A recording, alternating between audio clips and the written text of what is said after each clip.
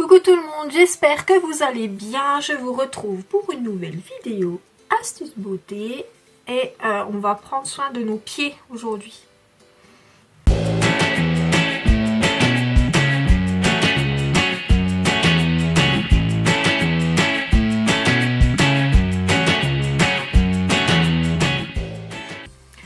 Oui, parce que c'est pas parce qu'on est en hiver qu'ils sont tout cachés dans leurs chaussures qu'il ne faut pas prendre soin de nos pieds. Non, non, non, non, bien au contraire. Donc aujourd'hui, je vais vous montrer quelques petits trucs que moi je fais, voilà, pour prendre soin de mes pieds. Parce qu'après tout, les pauvres loulous, ils nous portent toute la journée, ils portent voilà, le poids de notre corps toute la journée. Ils piétinent tout le temps, toute la journée, et je pense qu'il faut absolument en prendre soin et les chouchouter pour continuer justement à ce qu'ils se portent bien et qu'ils continuent à faire leur petit rôle de petits petons. Alors la première astuce que je peux vous donner, c'est le choix de vos chaussures. Alors les chaussures pour tous les jours, hein, j'entends pour tous les jours, il faut qu'elles soient confortables, que le bout de votre chaussure soit assez large. Faut pas que vos orteils soient trop compressés et trop serrés. Et voilà, qu'elles puissent protéger vos pieds sans, voilà, sans trop les agresser, sans trop que voilà, votre pied soit bien, voilà, qu'il puisse s'épanouir tranquillement dans votre chaussure, qu'il ne soit pas trop serré, qu'il n'y ait pas trop de friction, trop de frottement et tout ça, voilà, qu'il soit bien dans votre chaussure. Donc un petit conseil par contre quand vous faites du shopping, quand vous voulez acheter une paire de chaussures en fait, essayez d'aller acheter vos chaussures le soir plutôt, parce que en général le soir c'est là que votre pied gonfle et vos chevilles aussi, et ça évite d'acheter des chaussures qui sont trop serrées, voilà, trop serrées, parce que généralement si vous y allez le matin, c'est là que vous avez le pied le plus fin, on va dire. Et elles peuvent être très confortables le matin et arriver en fin de journée être hyper serrées et du coup faire mal quoi. Vous allez avoir mal aux pieds. Et un deuxième truc aussi au niveau du port de chaussures, c'est que normalement, on ne devrait pas mettre 2 jours de suite les mêmes chaussures. C'est-à-dire qu'il faut essayer de varier au maximum vos chaussures. Donc ça, je veux dire, c'est l'argument. C'est le super argument en fait pour aller faire du shopping quoi. Les filles, vous allez dire, ben voilà. Je suis désolée, Séverine, elle m'a dit, il ne faut pas mettre 2 fois de suite, voilà, 2 jours de suite les mêmes chaussures. Donc il faut que j'aille m'acheter des chaussures, très clairement. Voilà, petite astuce. Mais c'est vrai en fait, parce qu'en fait, votre pied, il faut qu'il puisse ne pas être... Voilà, si vous mettez des chaussures un peu serrantes le lundi, essayez de mettre des trucs un peu plus cool le mardi. Et des talons le mercredi par exemple, pour pas que votre pied en fait ait toujours la même posture et le même inconfort si des fois c'est des chaussures un peu trop serrées ou des talons trop hauts, des choses comme ça. Donc c'est idéalement, voilà, faudrait pas porter 2 jours de suite les mêmes chaussures. Donc ça c'est vraiment au niveau des chaussures. Ensuite, vous allez prendre soin de vos pieds. C'est-à-dire que, par exemple, une fois par semaine, bon moi je sais que je le fais pas forcément une fois par semaine, mais je le fais surtout quand j'en ressens le besoin, c'est de faire un bain de pied. C'est-à-dire que voilà, vous allez prendre une petite bassine, vous allez mettre de l'eau chaude, vous allez ajouter du gros sel, ou moi je sais que j'ai du sel d'Epsom à l'intérieur. Vous pouvez ajouter quelques petites gouttes d'huile essentielle de lavande pour le côté... relaxant, détente, voilà, parce que la lavande est généralement, voilà, rien que le fait de la respirer un petit peu comme ça avec l'eau chaude et tout ça, ça va vous détendre et détendre vos pieds également après une dure journée de shopping par exemple. Et il y a autre chose que vous pouvez faire également, c'est de temps en temps alterner, c'est-à-dire faire un bain chaud comme ça et juste après faire un bain froid, enfin frais, hein, plus froid. C'est-à-dire que ça va activer votre circulation sanguine et du coup ça va faire du bien si vous avez les pieds un petit peu douloureux, enfin voilà, après une journée de shopping et tout ça, justement ça va activer la circulation du sang et ça va faire du bien à vos pieds en fait.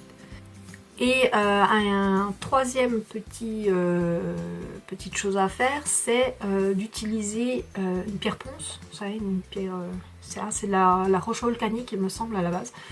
Donc une pierre ponce pour poncer vos talons, tout ce qui est, si vous avez des coques, des zones très sèches, un peu dures, voilà, pour enlever toutes les rugosités un petit peu du dessous du pied. Évidemment, vous n'allez pas poncer le dessus du pied, hein, mon Dieu, beaucoup trop fragile. Là, au-dessus, la peau est beaucoup trop fragile. Donc en dessous, évidemment, là où vous avez des zones de sécheresse un peu plus, voilà. Donc vous poncez bien, mouvement circulaire doux, hein, vous n'allez pas non plus, voilà, utiliser la râpe métallique de votre mari, hein. Non. Pierre ponce, c'est très bien parce que ça reste assez doux. Voilà, vous faites des petits mouvements circulaires sur peau humide, attention, pas sur peau sèche. Donc profitez de votre bain, vous faites un bain de pied, tranquillou, vous laissez bien. Comme ça en plus ça a tendance à ramollir les peaux mortes. Hop, un petit coup de ponçage avec votre petit pierre ponce. Et après, idéalement, juste après ça, c'est de faire un gommage. Donc un gommage mais avec des grains. Autant le visage, vous pouvez utiliser des gommages sans grains, c'est même mieux, je dirais, parce que votre peau a besoin de douceur et tout ça. Mais pour vos pieds, vous pouvez utiliser des gommages à grains. Donc si vous n'avez pas ça à la maison, vous ne savez pas acheter un gommage tout fait et tout ça, faites-le.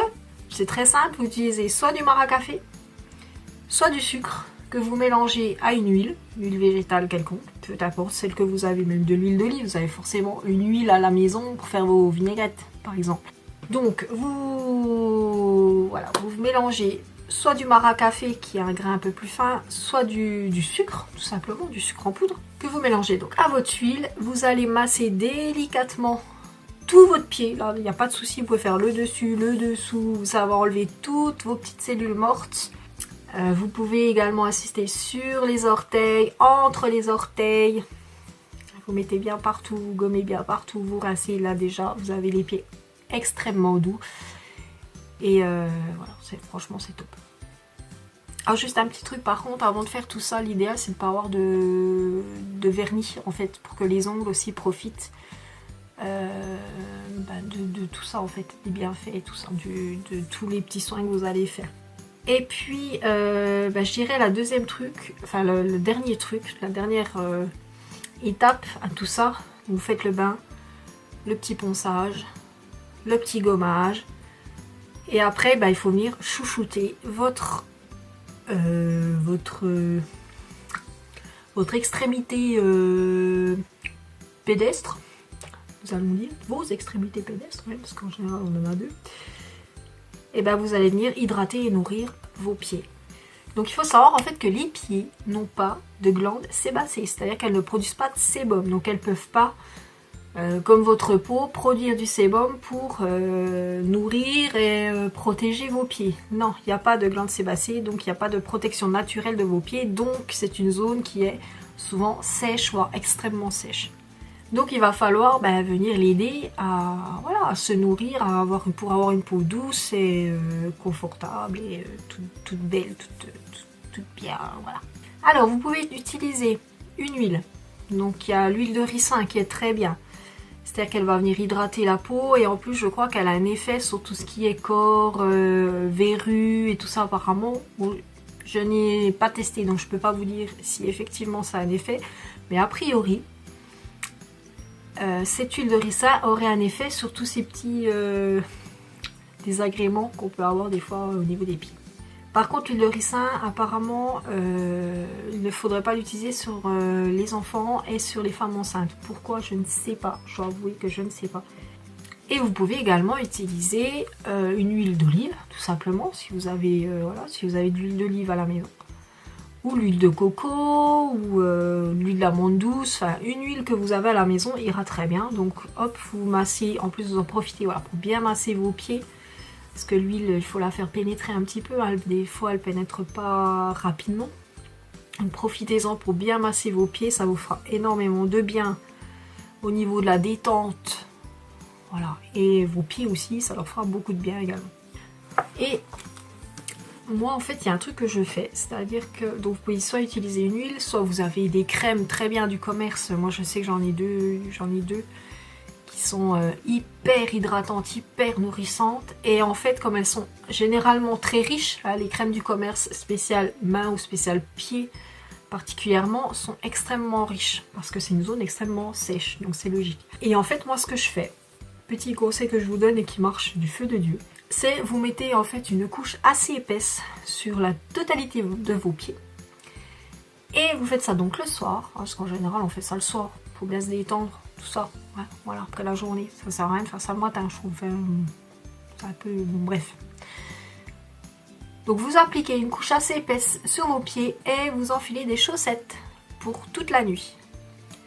Et vous allez voir que le lendemain matin, vous allez avoir les pieds d'une douceur, mais un truc de fou. Franchement, ça marche du feu de Dieu.